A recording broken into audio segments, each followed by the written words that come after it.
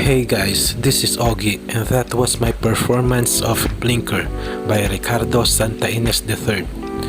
This coin effect was originally created by CHIEN. It was called Blink Vanish. So here is Ricardo for his performances of Blinker.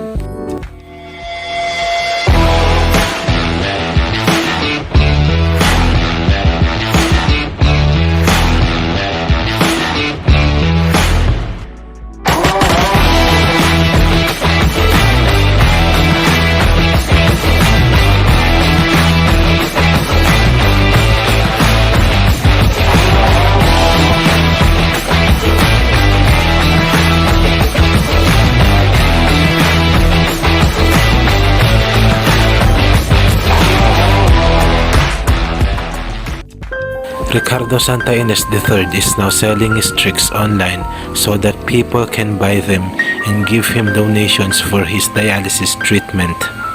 Every time you're gonna buy his trick, it's like you are helping him to extend his life. The money from this trick will be used to pay for his dialysis and other medication. He needs your help in this difficult time, so please help him by buying one of his tricks so that he can continue living.